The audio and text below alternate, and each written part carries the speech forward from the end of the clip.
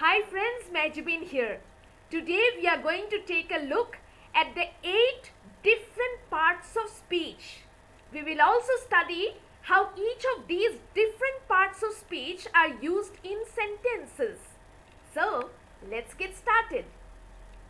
Each word that we use in our conversation is called as a part of speech. The part of speech shows how the word functions within the sentence.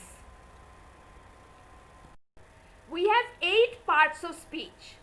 We have noun, verb, adverb, adjective, pronoun, preposition, conjunction, interjection. Now, what is the function of a noun? A noun is a naming word. Now let's look at some examples of noun. Like for example, flower is a noun, dog, leg, baby, kitchen. These are different examples of noun.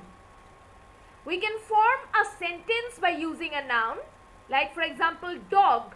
We have dog here, so we can form a sentence by using this word dog, which is a noun. Our dog is missing. Next we have verb. What is the function of a verb? A verb is an action word. It defines state. Read, jump, sleep, shout, sing, run. These are different action words and these are all verbs. Don't shout at me. So shout is a verb. Now we come to adverb. What is the function of an adverb? An adverb is it describes a verb, or it also can describe an adjective, or it can describe an adverb. Quietly, patiently, tearfully, joyfully, these are different examples of adverb. I looked at my mother tearfully. So tearfully is an adverb. Now we come to adjective. Adjective's role is to describe a noun. An adjective describes a noun. Now look at some examples. Tiny, high, old, green, round, pretty. These are different examples of adjectives. Now let's see how an adjective is formed in a sentence. We live in a tiny house in the middle of a forest. Now where is the noun here? The noun is here, house. So what kind of house is it? It's a tiny house. So adjective is defining the house. So that is why an adjective is called as a describing word. It describes a noun. Now we come to pronoun. Now what does a pronoun do? It replaces a noun. Examples of pronoun are I, you, he, she, it. These are different examples of pronoun.